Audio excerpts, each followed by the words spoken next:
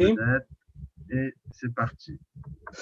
Alors, on est au chapitre 6, page Yud. Et on est 1, 2, 3, 4, 5 lignes avant la fin. Qui a midot hen lefi erech asechel. Les sentiments sont à la mesure de l'intellect qui leur donne naissance. Donc, on a déjà vu plusieurs fois cette idée-là, c'est une idée importante. L'intellect et l'émotion ne sont pas deux circuits parallèles dans la personnalité humaine. L'intellect et les sentiments marchent ensemble. Lorsqu'un homme a un sentiment qui n'est pas le produit d'un intellect, ce sentiment s'appelle un sentiment animal, ce qui ne préjuge pas de la qualité de ce sentiment. Ce sentiment peut être un sentiment positif.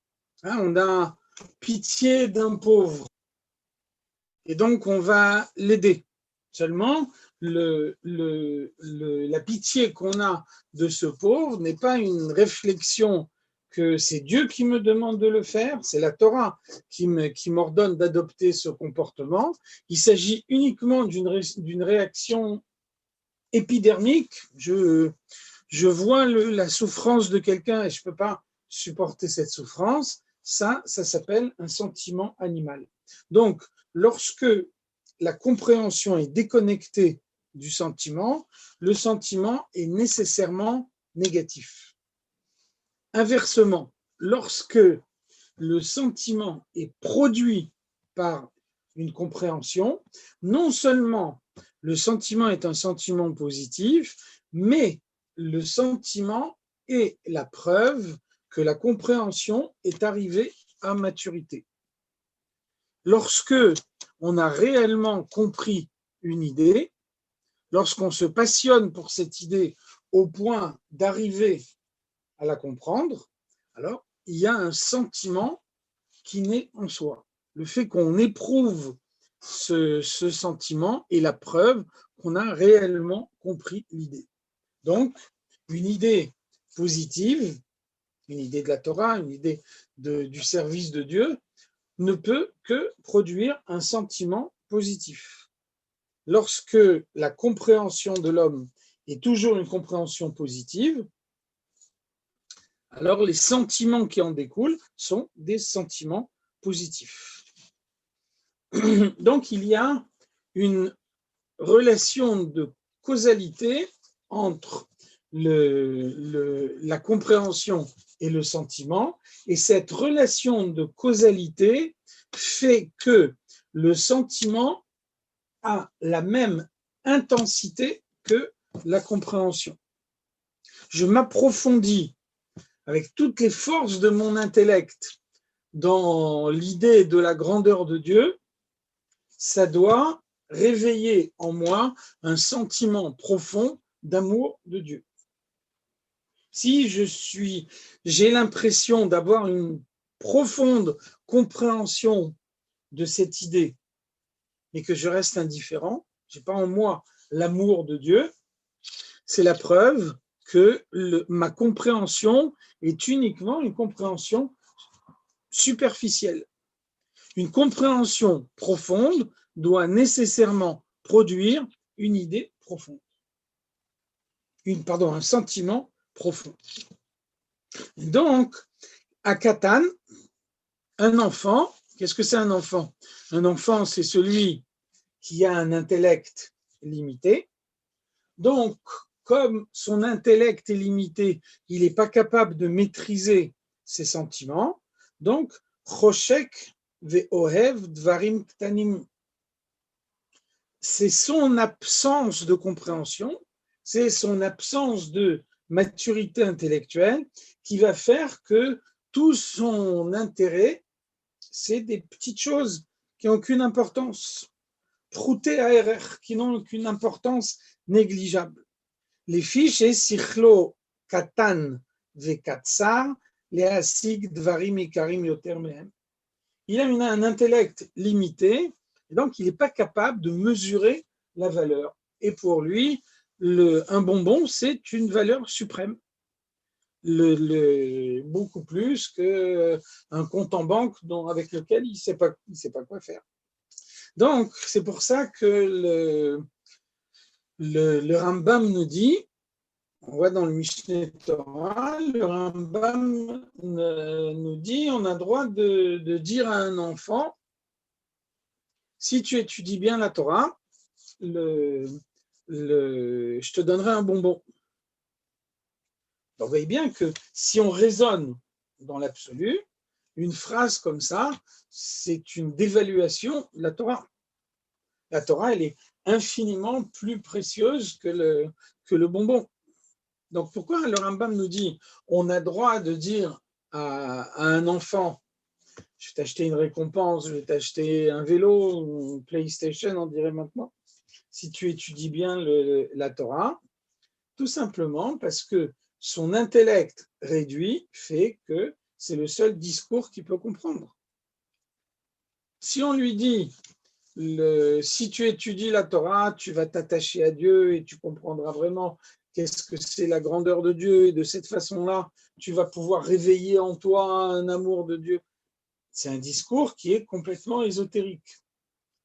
Donc, il n'a pas la compréhension qui lui permettrait de réveiller ce sentiment-là. Donc, en lui parlant de cette façon-là, on n'arrivera jamais à attirer son attention. Donc, finalement, le Rambam me dit, c'est écrit « Mitor shelo lishma ba lishma ». L'enfant, il n'a pas d'intellect. Donc, puisqu'il n'a pas d'intellect, il n'est pas capable de développer en lui des sentiments qui sont le produit de son intellect. Donc, utilise les sentiments que lui, il peut avoir. Qu'est-ce que c'est les sentiments que lui, l'enfant, il peut avoir? Moi, j'aime les bonbons. Alors, promets-lui un bonbon s'il étudie la Torah.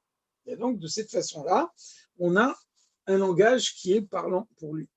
Donc, vous voyez que l'intellect, non seulement il produit l'intellect, il produit le sentiment, il est à l'origine du sentiment, mais ensuite, une fois que le sentiment est né, alors il agit comme un régulateur par rapport à ce sentiment. Et bien que, par exemple, un homme est capable de dire, moi j'ai envie maintenant de dire telle chose, seulement je sais que si je le dis, je vais me ridiculiser. Et donc, finalement, mon désir de dire cette phrase, il est contrebalancé par mon désir de ne pas être ridicule. Et finalement, pour ne pas me ridiculiser, je ne vais pas dire cette phrase. Donc finalement, qu'est-ce qui s'est passé ici? J'ai envie de dire telle chose. C'est un sentiment. L'intellect intervient. Vous voyez bien, ce n'est pas l'intellect qui a produit le sentiment. Le sentiment, il naît de lui-même. Tiens, maintenant, j'ai envie de dire telle chose. Alors là, l'intellect intervient. Attention, si tu dis cette chose-là, tu vas être ridicule. À ce moment-là, tout le monde va se moquer de toi. Qu'est-ce que je fais? Je ne dis pas ce que j'ai envie de dire, de crainte d'être ridicule devant tout le monde. Vous voyez de quelle manière l'intellect agit en tant que régulateur par rapport au sentiment. Donc ça, c'est un mécanisme qui existe chez l'adulte, c'est un mécanisme qui ne peut pas exister chez l'enfant, parce qu'il n'a pas la maturité intellectuelle qui lui permet de fonctionner de cette façon-là. Vechen, de même également, mitkaes ou mitkatsef, il va se mettre en colère, il va s'emporter, mitvarim ktanim, sur des choses de moindre importance. Vous lui refusez le bonbon, alors il se met à pleurer et il se roule par terre. C'est-à-dire qu'il a une explosion sentimentale, une explosion émotionnelle qui est sans aucune commune mesure avec la valeur du bonbon.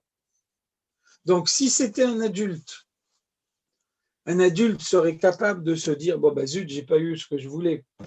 Et finalement, tant pis, ce que je voulais, c'était pas quelque chose de fondamental, c'était pas quelque chose de tellement important. Donc, vous voyez que chez l'adulte, c'est encore une fois l'analyse intellectuelle qui lui permet de réduire l'intensité du sentiment. Donc l'enfant, il n'a pas ça. Et donc l'enfant, on ne lui donne pas un petit bonbon, alors il se met à hurler et il se roule par terre. Donc il n'a pas l'intellect qui donne naissance au sentiment et il n'a pas l'intellect qui agit comme régulateur du sentiment.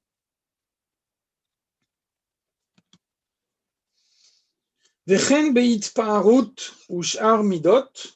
Et donc on a donné ici l'exemple de l'amour, mais c'est valable également pour le désir de se mettre en avant.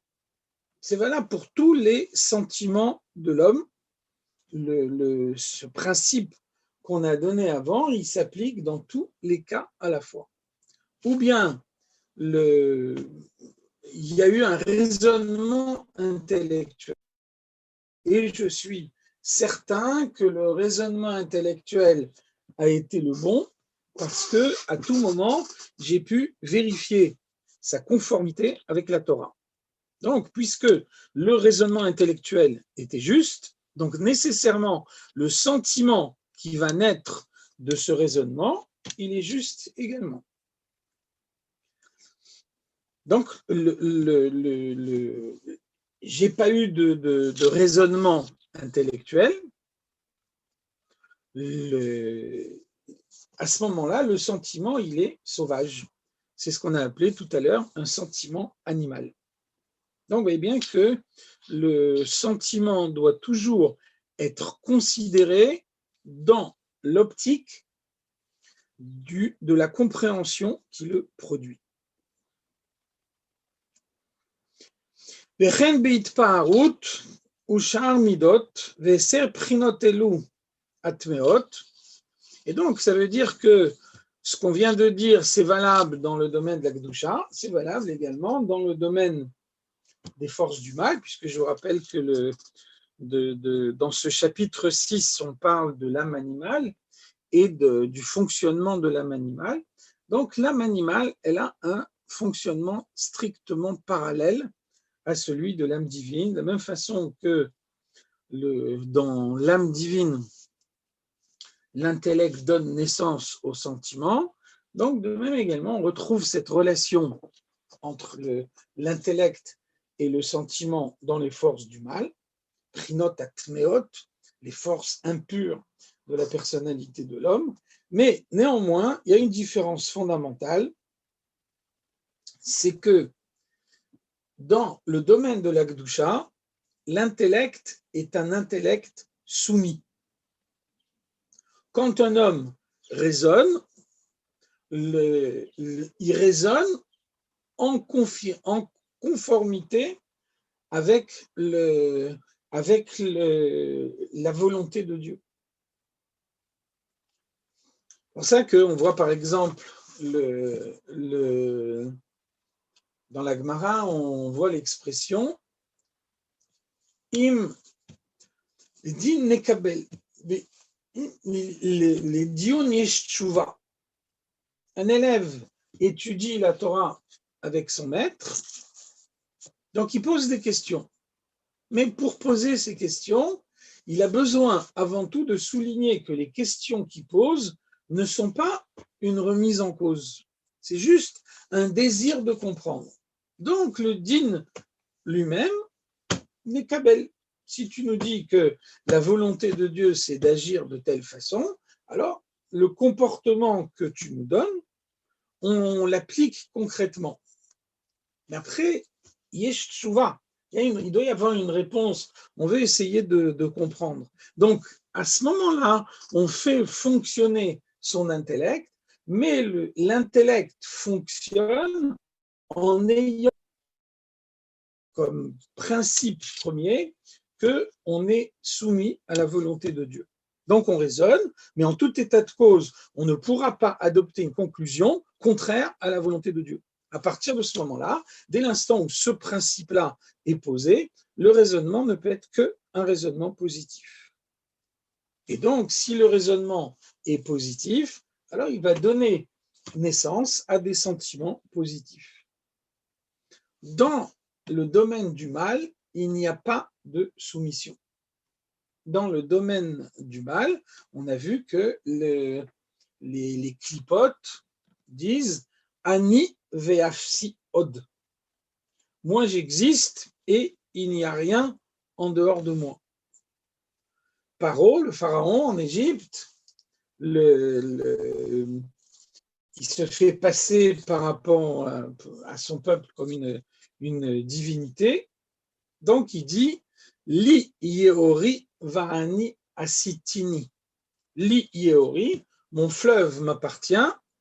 Donc toute la richesse du Nil, toute la richesse de l'Égypte, elle vient du Nil, des crues du Nil. En Égypte, il ne pleut pas. Donc tout ce qui irrigue les champs, c'est le Nil. Toute la richesse du pays vient du Nil. Donc Li Yeori, le Nil, il m'appartient à moi. Le Nil, c'est ma propriété personnelle. Va'ani asitini. Et moi, je me suis créé moi-même. Je me suis fait moi-même. Donc, on voit que dans les forces du mal, c'est le contraire de la soumission. Autant le raisonnement, l'intellect dans le domaine de l'Akdoucha, il est basé sur le bitoul, sur la soumission, autant dans les forces du mal, le raisonnement est basé sur le désir de se mettre en avant. Et donc, de la même façon que dans l'Akdoucha, le raisonnement qui est conforme à la volonté de Dieu, il va donner naissance à des sentiments qui sont conformes à la volonté de Dieu. Alors, de la même façon, dans les forces du mal, le raisonnement qui va à l'encontre de la volonté de Dieu, il va produire des sentiments qui sont le contraire de la volonté de Dieu.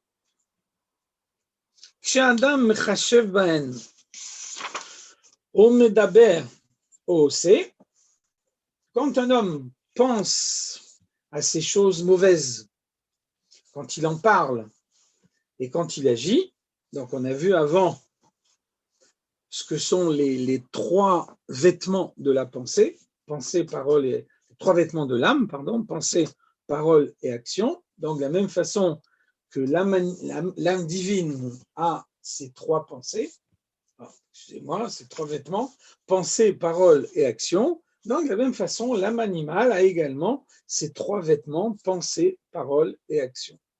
Et donc, de la même façon que dans le domaine de l'Akdoucha, le raisonnement est positif, il va donner naissance à des sentiments positifs, et les sentiments positifs vont rendre positifs les pensées, les paroles et les actions.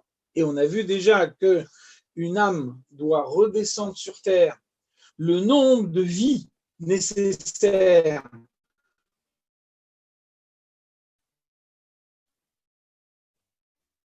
et par l'action. Donc, il manque une de ces trois dimensions qui existent dans toutes les 613 mitzvot.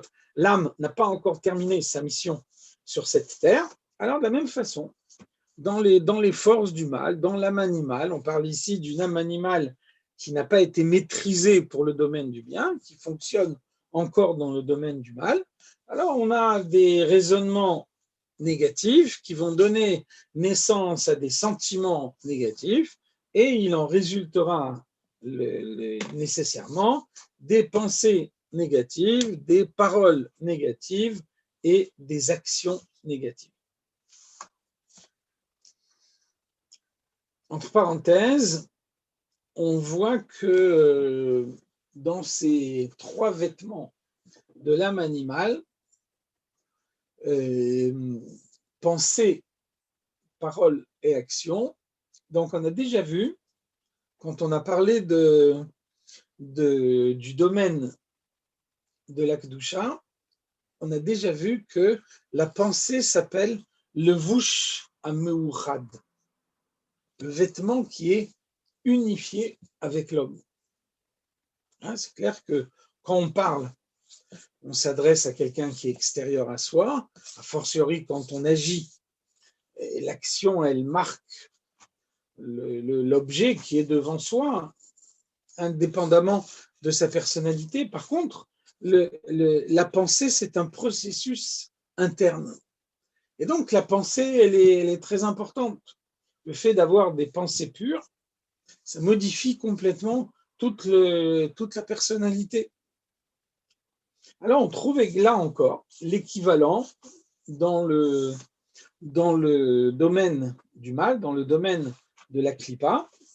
Et c'est pour ça qu'on nous dit Irhure avera kashim me avera.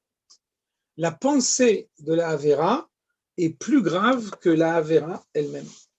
Donc, on voit ici une situation paradoxale. D'un côté, la avera elle-même, elle est condamnable. La avera, elle peut être condamnée par un beddin, alors que la pensée de la avera, irure avera, elle n'est pas condamnable par le beddin. Hein? On a un principe, en lo le dayan et la mache enavroot, le juge ne peut juger que en fonction de ce qu'il voit de ses propres yeux. Donc, un homme fait une avera, il a fait une avera. C'est un fait incontestable. Un homme a une pensée de avera, nous, on ne le voit pas. Nous, les hommes, on ne sait pas lire les pensées. Donc, le juge est incapable de le condamner. Alors, d'un côté, l'action est condamnable par le beddin, mais pas la pensée.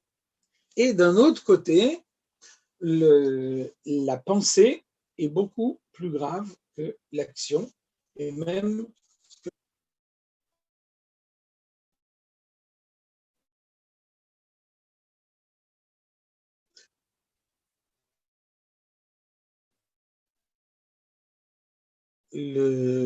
on peut parler machinalement. Quelqu'un apprend un texte par cœur. Et donc, il a pris ce texte par cœur, il a récité tellement de fois qu'il est capable de réciter ce texte en pensant à autre chose. À plus forte raison, quelqu'un qui fait une action dans une action, on met que sa force d'action. Donc, un homme, il peut très bien faire une certaine action avec ses mains, alors que la tête, elle est complètement ailleurs. Dans la pensée, ce n'est pas possible. Un homme, il pense, il est obligé de s'absorber dans la pensée qu'il a, sinon il ne comprend rien. Et donc, cette pensée du mal, même si elle n'est pas condamnable par le beddin, elle est destructrice dans la personnalité de l'homme, beaucoup plus que la parole et l'action. Donc ça, il faut le savoir. On nous parle ici des trois vêtements de l'âme divine, de l'âme animale, la pensée, la parole et l'action. Les trois vêtements n'ont pas la même pondération. La pensée pèse beaucoup plus lourd que la parole et l'action.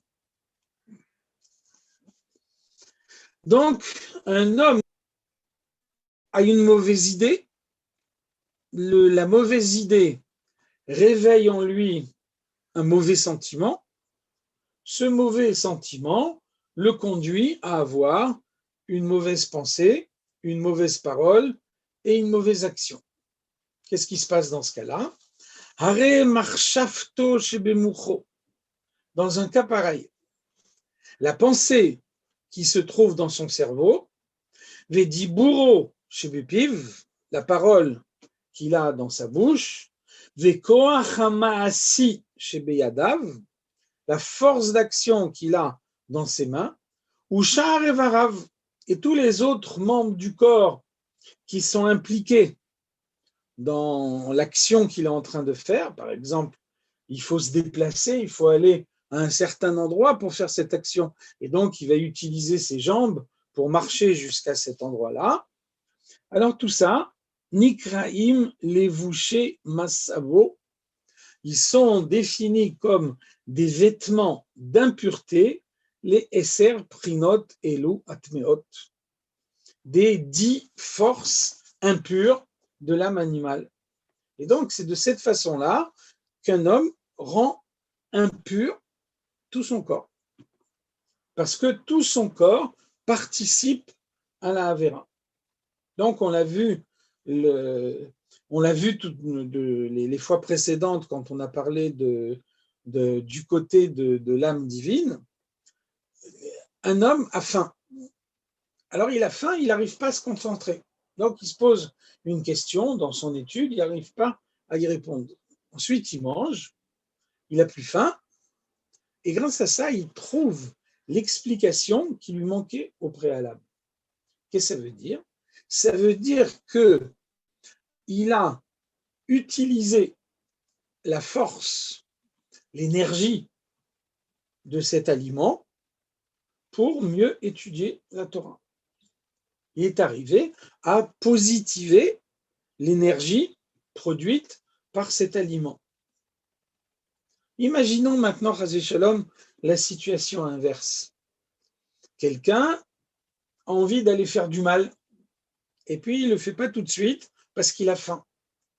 Donc il est faible, il a faim. Alors il va manger. Et puis ensuite, on ne rentre pas ici cachère, pas cachère. Hein. Ça peut être l'aliment le plus cachère du monde, avec tous les tampons que vous pouvez imaginer. Et donc, un homme mange cet aliment, donc il n'a plus faim, donc il a rentré en lui l'énergie qu'il a tirée de cet aliment, et cette énergie, il va aller l'investir dans cette action du mal qu'au préalable, il ne pouvait pas faire puisqu'il avait faim, donc il était faible, alors que maintenant, il n'a plus faim, il a une certaine énergie en lui, et il va aller faire l'action, la pensée, la parole, l'action de mal qu'il avait planifiée au préalable. Eh bien, l'énergie de cet aliment s'introduit dans l'action mauvaise qu'il fait. Ça veut dire que finalement, la mauvaise action, elle se trouve aussi dans son système digestif. La mauvaise action, elle se trouve aussi dans la circulation du foie. Le foie qui fait circuler le sang dans tout le corps. Donc le corps, le foie, il va faire que le sang circule dans tout le corps. Dans le sang, il y a l'énergie d'un aliment qui a servi à accomplir quelque chose de mal dans le monde. Vous voyez que tout le corps est souillé par la Avera que cet homme-là, il a fait. Donc on voit la portée. On voit comment l'âme animale, dans son état naturel, elle est capable de rendre impur tout le corps, d'où la nécessité de la maîtriser, de la dompter et de la conduire au service de Dieu. Donc, vous voyez bien, le service de Dieu n'est pas son état naturel. L'âme animale, par nature, elle recherche les plaisirs du monde. Et encore une fois, elle ne recherche pas les plaisirs du monde parce qu'elle est foncièrement mauvaise, elle recherche les plaisirs du monde parce que c'est son état naturel. Si l'âme animale recherchait les plaisirs du monde parce qu'elle était foncièrement mauvaise, là on ne pourrait rien faire. Là on serait bloqué. C'est sa nature. C'est sa nature, elle est attirée elle fonctionne de telle façon qu'elle ne peut être attirée que par le mal, on ne peut rien faire. Donc ce n'est pas le cas. Dieu a créé de telle façon qu'a priori, un baba au rhum, c'est tentant. C'est quelque chose qui excite l'appétit. Donc on ne va pas se voiler la face. Un bon gâteau, c'est quelque chose de tentant. Et donc, l'âme animale voit le gâteau, elle est tentée.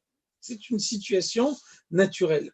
Donc, comment on réagit par rapport à cette situation naturelle? On doit se maîtriser. C'est tout ce qui fait la différence entre un homme et un animal. Un animal, il n'a pas un sentiment, il a un instinct.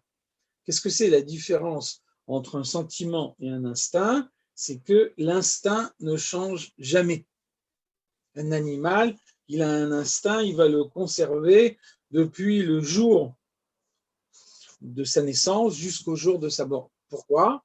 Parce que Ce qui pourrait changer cet instinct, ce qui pourrait changer le sentiment, c'est l'intellect, c'est la compréhension, et l'animal n'en a pas. Donc l'animal, il est préprogrammé et il va fonctionner de cette façon-là toute sa vie. En revanche, un homme a des sentiments qui sont le produit de son intellect. Et donc, à tout moment, un homme peut changer de compréhension. Je m'aperçois que tout ce que j'ai pensé jusqu'à maintenant, c'était une erreur. Je me suis trompé. Donc, à partir de maintenant, je change d'idée. Jusqu'à maintenant, j'étais convaincu que ça se passe de telle façon.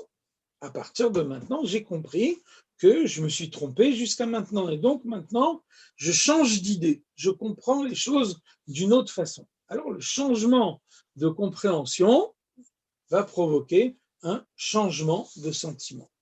Je dis tous les matins dans la tfila, ou mota à Adam mina behema ayin, qui akol havel.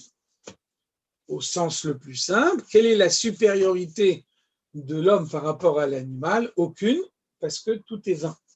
Dans la chassidoute, on nous dit ayin, c'est la force du bitoul. Ou motara adam mina behema, qu'est-ce qui fait la supériorité de l'homme par rapport à l'animal? C'est la force du bitoul. C'est la force de dire je me suis trompé. Jusqu'à maintenant, j'avais telle idée qui n'était pas juste, et donc à partir de maintenant, je change d'idée. Qui a kol havel, si on n'a pas cette manière-là de réagir, alors tout est insignifiant, tout ne veut plus rien dire. Donc, l'âme animale, elle est naturellement attirée par les plaisirs du monde, mais on peut la maîtriser, on peut la dompter. Et donc, quand elle est domptée, alors on arrive à lui faire des choses que naturellement elle n'est pas capable de faire. Et donc, on peut arriver à la transformer au point que son amour naturel des plaisirs du monde devienne un amour naturel de Dieu. C'est pas évidemment, c'est pas un accomplissement facile. C'est pas un résultat qu'on peut obtenir du jour au lendemain. Ça demande un effort prolongé dans le temps. Mais encore une fois, on peut se fixer cet objectif et tendre vers l'objectif jour après jour en faisant à chaque fois un petit pas, un pas en avant, un petit avancement qui permet d'aller vers l'objectif qu'on s'est fixé.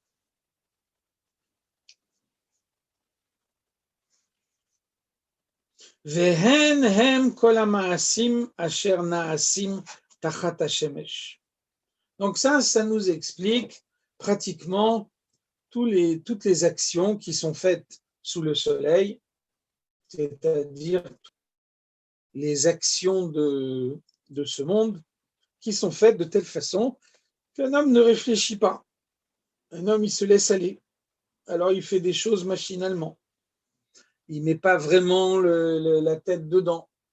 Il y a la force de l'habitude. Ah, moi, je suis habitué à faire comme ça. Comme si, voilà, le fait que moi, je suis habitué, ça rend la faute moins grave. Et bien que si on raisonne 30 secondes, 10 secondes, on voit à quel point cette idée-là, elle ne tient pas debout.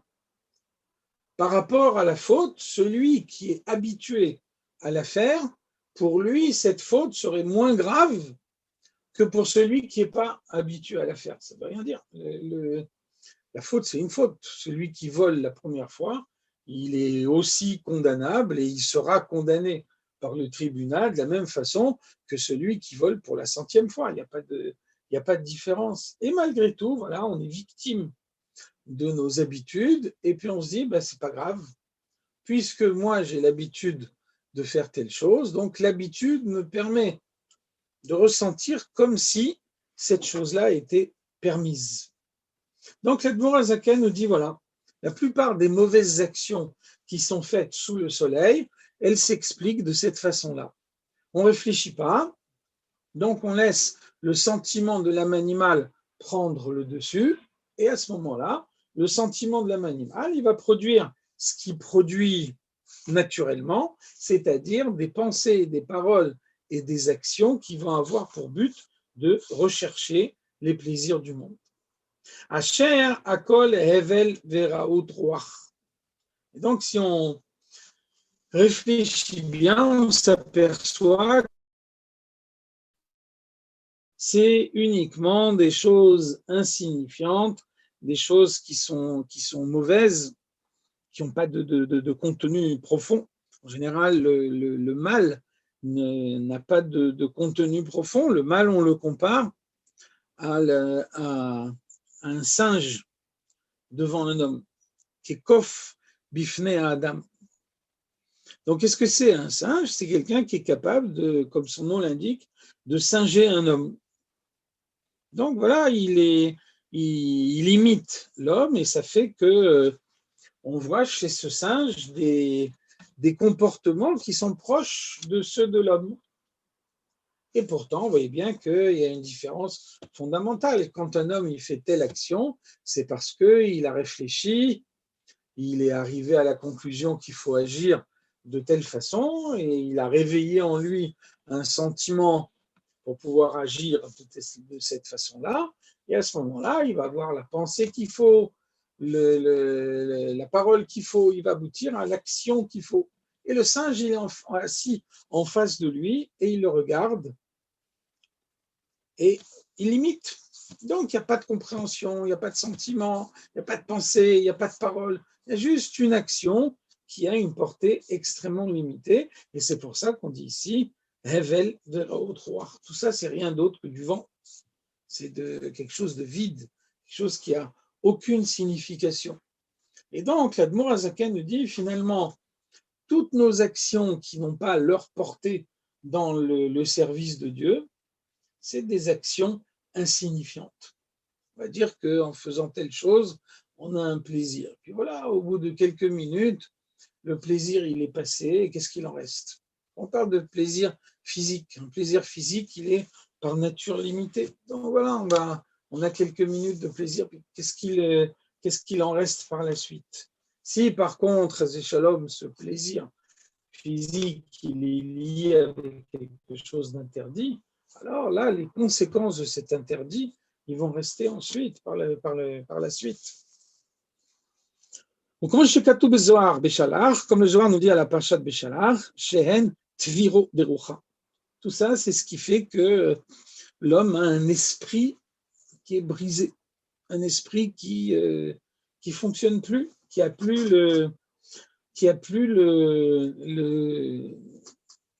la façon normale de fonctionner, c'est-à-dire que la proximité du mal de cette façon-là va créer une accoutumance. Et donc, l'accoutumance, c'est quelque chose qui empêche un comportement normal. Vous voyez bien que je comprends qu'une action est mauvaise. Donc, je le ressens. S'il s'agit d'une action par rapport à laquelle je n'ai aucune accoutumance, alors là, parce que j'ai compris que c'est pas bien, j'ai ressenti que c'est pas bien, et donc finalement, c'est de mon plein gré, de ma propre décision, que je décide de rejeter ce comportement.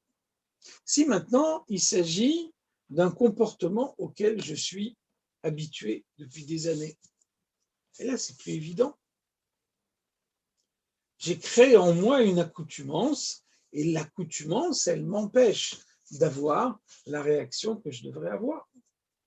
Normalement, je devrais rejeter ce comportement immédiatement. Voilà. Au fond de moi, je sais que c'est ce qu'il faut faire. Mais j'en suis incapable. J'arrive plus. Donc, vous voyez que l'accoutumance du mal crée chez l'homme un défaut de perception. L'accoutumance du mal, le fait d'être confronté au mal par mes pensées, par mes paroles et par mes actions, tout ça fait que je ne vois plus le mal tel qu'il est réellement. La Gemara résume ça en une phrase. La Gemara nous dit le tzadikim nidme lahem kehar, reshaim nidme lahem kechut asahara. Quand un tzadik voit une faute, alors il voit une montagne infranchissable, énorme. Quand un rachat voit une avéra, il voit une pointe de cheveux. Vous voyez que c'est difficile à comprendre.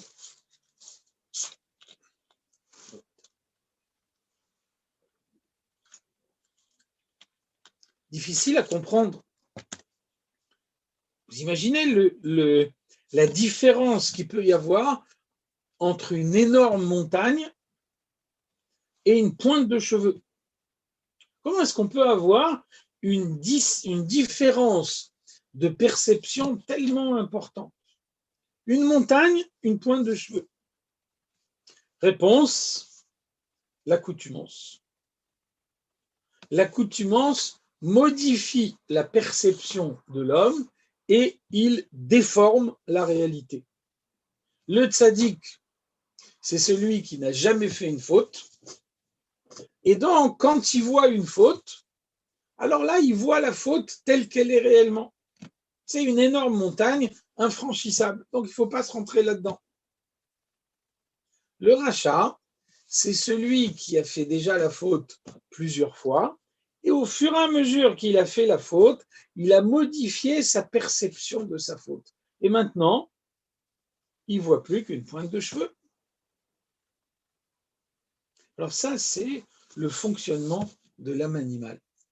L'âme animale, comme elle a une compréhension adaptée au plaisir du monde, elle a un sentiment adapté au plaisir du monde, elle a des pensées, des paroles et des actions adaptées au plaisir du monde. Alors, au fur et à mesure qu'elle se développe en l'homme, elle crée en lui une déformation de la réalité. Et à ce moment-là, un homme est incapable de voir le monde tel qu'il est réellement. Donc, la déformation de la réalité est un obstacle à la tchouva. Donc, attention, obstacle, ça ne veut pas dire que c'est impossible. Il n'y a rien qui peut rendre la tchouva impossible. La tchouva, elle est toujours possible. Seulement, pour faire tchouva, il faut prendre conscience des choses. Et là, un homme ne peut pas prendre conscience parce qu'il s'est créé lui-même une réalité déformée, qui n'est plus ce qu'elle est réellement. Donc les choses deviennent pour lui beaucoup plus compliquées.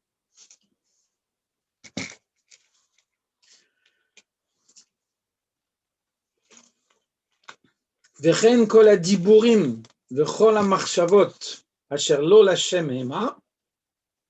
C'est la même chose, donc on a parlé des actions, c'est la même chose pour les paroles et pour les pensées qui ne sont pas consacrées à Dieu. Vilirtsono ou lavodato, pour la volonté de Dieu et pour le service de Dieu. Chez Zéou, Pirouche, Lachon, Sitra, Achra. Donc tout ceci, tout ce qu'on vient de dire, nous permet de comprendre pourquoi le mal s'appelle Sitra Achra. Qu'est-ce que ça veut dire Sitra Achra? Pirouche, Tzad Achra.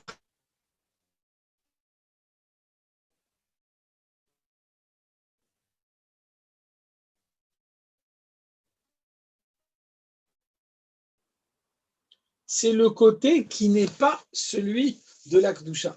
Donc, vous voyez que la question qui se pose, elle va bien au-delà de est-ce que j'agis bien ou est-ce que j'agis mal. Moi, je vis dans un monde. Le monde dans lequel je vis, il reste le même en tout état de cause. Et puis, dans ce monde, Dieu me donne le libre arbitre. Et donc, j'ai toujours en permanence devant moi deux chemins, celui du bien et celui du mal. Donc, des fois, je vais choisir le bien, et puis des fois, je suis en moins bonne forme, et donc là, je vais choisir le mal. Vous voyez que malheureusement, c'est beaucoup, beaucoup plus compliqué que ça. Parce que le monde autour de moi, il est en évolution permanente. Et donc, dans le monde, il y a le côté de la Gdusha et il y a l'autre côté. Ça veut dire qu'il y a deux perceptions du monde et au fur et à mesure que je m'éloigne, cette perception, ces deux perceptions deviennent de plus en plus divergentes. Donc, ça veut dire que, ou bien je m'engage dans le domaine de la Gdusha. Et donc, si je m'engage dans le domaine de la Gdusha, si je fais en sorte que chaque pensée, chaque parole et chaque action soit consacrée à Dieu, alors le monde, il va évoluer. Je vais m'habituer à voir la présence de Dieu dans ma vie et il y a des événements pour lesquels, avant, quand j'étais au début du service de Dieu, j'aurais dit c'est le hasard, c'est un concours de circonstances, alors que là, je vais dire c'est le doigt de Dieu, c'est la volonté de Dieu. Je vais ressentir la présence de Dieu dans tout ce qui m'arrive. Ou alors, Chas v'Shalom, je m'engage de l'autre côté, et si je m'engage de l'autre côté, alors là, ma perception est déformée. Et au fur et à mesure que j'accumule les avérotes, alors je me dis, une avéra n'est pas si grave que ça.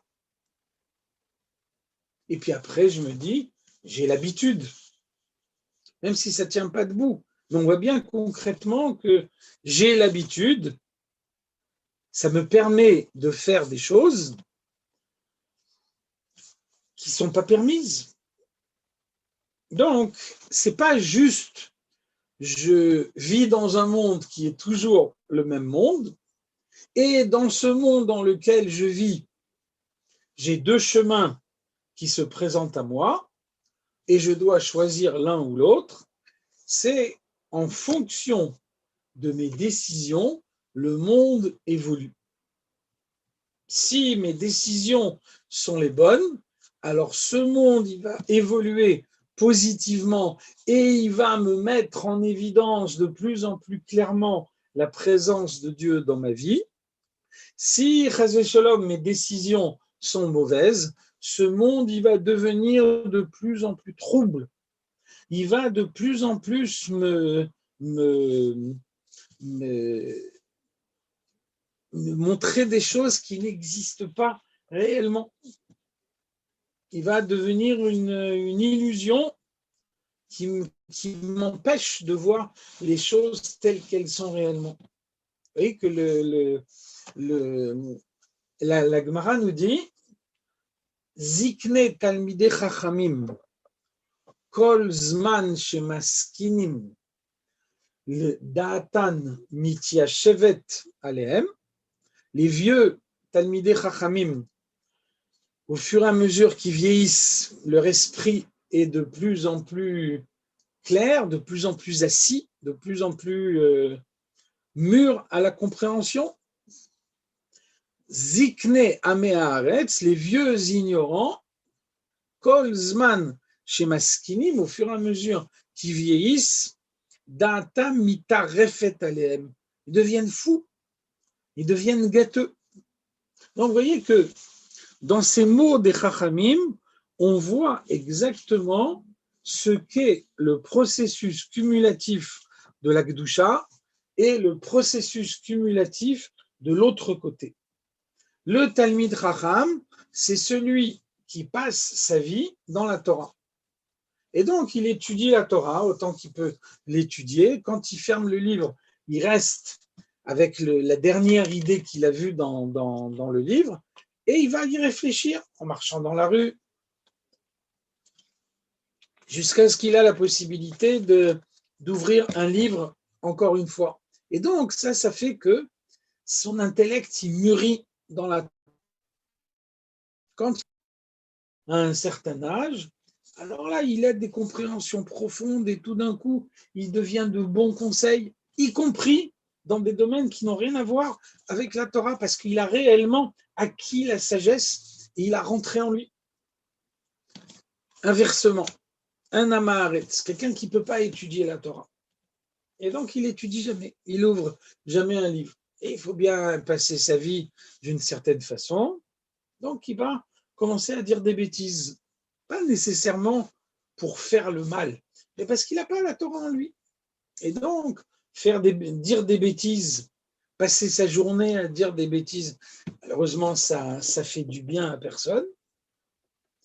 Et donc, il va emmagasiner ces paroles inutiles en lui, au point que, arrivé à un certain âge, et n'ayant pas utilisé son intellect pendant toute sa vie, arrivé à un certain âge, il est gâteux. Donc, il a une perception du monde qui ne correspond pas du tout à la réalité. Donc, c'est ça ce que le Tanya nous dit ici. Vous voyez bien que l'enjeu de l'homme dans le monde, il va bien au-delà de est-ce que je fais le bien ou est-ce que je fais le mal. L'enjeu de l'homme dans le monde, c'est quel champ de perception je me construis.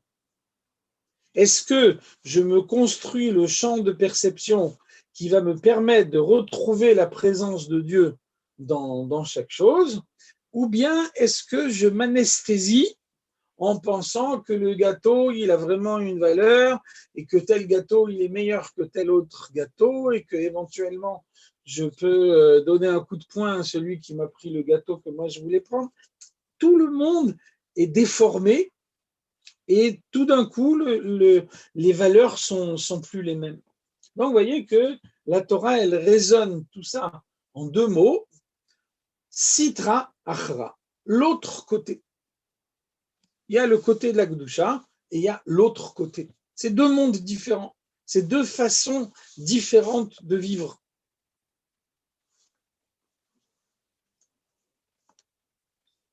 Vetzad Kedusha eno ela ashra'a ve'amshacha mikdushato shel HaKadosh Baruch Hu.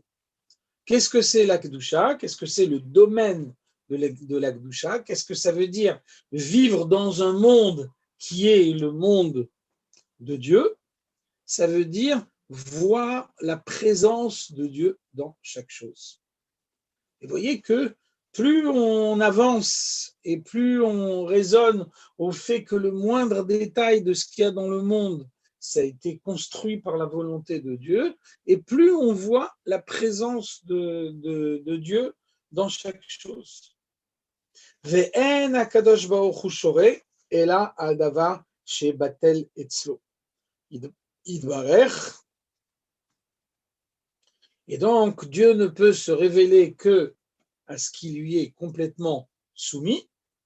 Donc, on a vu déjà au début de notre étude ce soir, on a vu comment la règle, le principe fondamental dans le domaine de la Kedusha, c'est la soumission. Ce que tu me dis, Nekabel, tu me dis ça c'est la volonté de Dieu, je l'accepte. À aucun moment je le remets en cause. Mais les dînes Yeshua, si tu me dis on va faire le dîne de telle façon-là, alors j'ai une réponse, j'ai une question que je veux poser, pas parce que je remets en cause, parce que je veux comprendre, je veux avoir une compréhension profonde de cette chose-là. Donc, la compréhension, elle est souhaitable, elle est nécessaire, mais dans la mesure où elle ne remet pas en cause la soumission. Donc, la valeur fondamentale de la soumission, de la Kedusha, c'est la soumission. Et quand un homme il est soumis, quand cette soumission est une soumission permanente, alors il voit le monde différemment. C'est là qu'il voit la présence de Dieu dans chaque chose. Ben bepoel mamash ke malachim elyonim, ça peut être une soumission effective et permanente, comme par exemple la soumission des anges.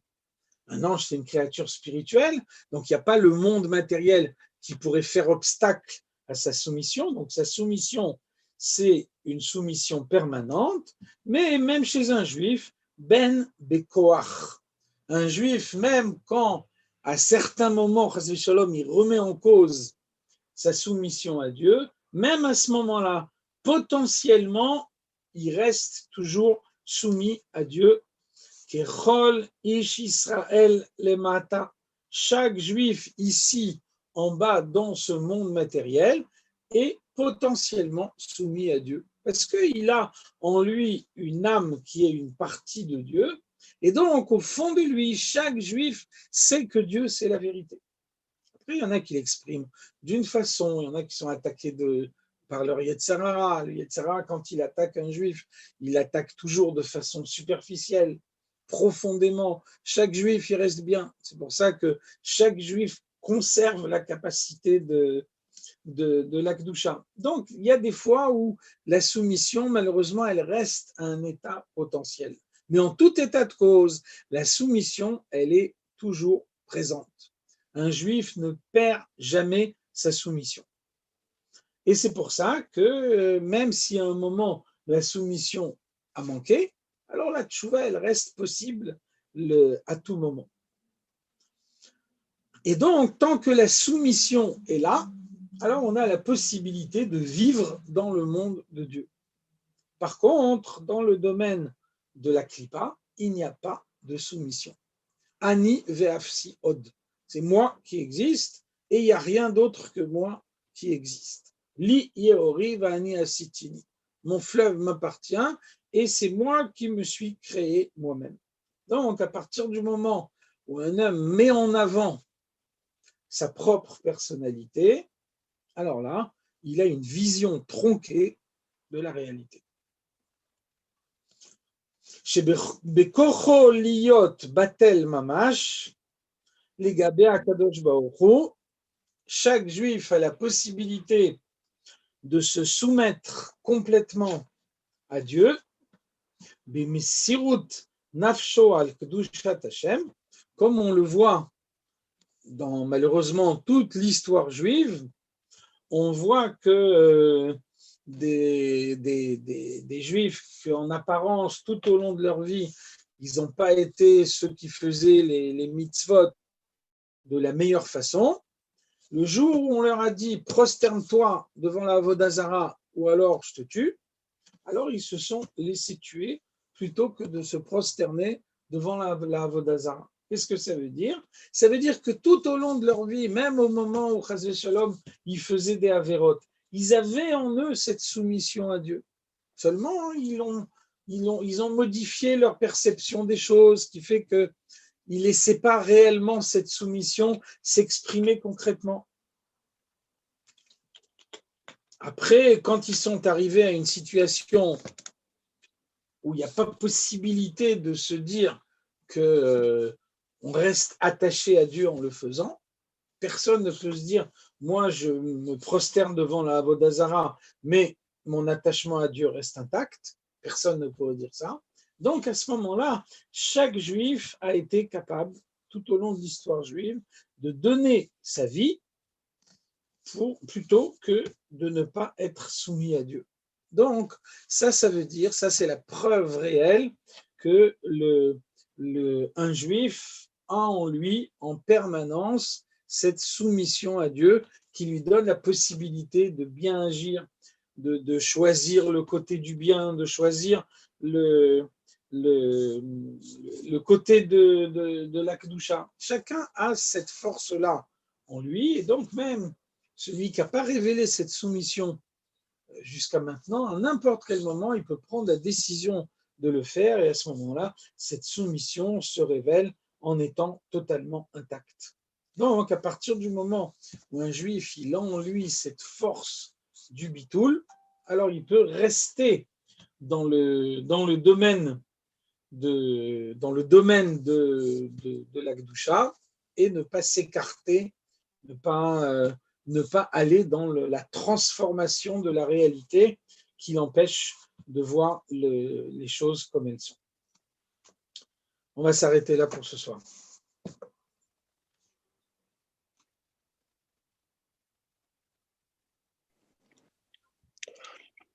Chaim, tu veux ouvrir pour des questions ou on s'arrête là? Oui, bien sûr, mais s'il y a des questions, avec plaisir. Alors, si quelqu'un veut poser une question, il n'a qu'à lever la main dans Zoom.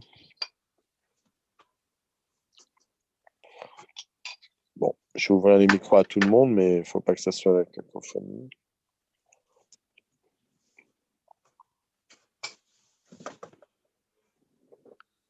C'est bon? Tout le monde a compris, BH. Non. Ah ben, Apparemment, c'est c'était tellement clair que tu as effacé tout. J'aime. Tu n'as donné que Oh, des... alors, des bonnes nouvelles. Kabbalat Meilleur. Torah Besimcha Bepnimiyut. Et lundi Amen, prochain amen. dans le Beth Amikdash, si Dieu veut. Amen, amen, amen, tout de suite. Chazak, merci beaucoup, Chaim. Kol Attention, Tov. hein, je n'ai pas dit qu'il faut attendre une semaine pour aller dans le Beth Amikdash. Hein. Je Voilà, dis simplement que lundi prochain, on se retrouve là-bas. Hein. C'est le prochain shiur, ça sera au Beth Amikdash. Voilà. Voilà. Chazak, merci Allez, beaucoup. bonne soirée.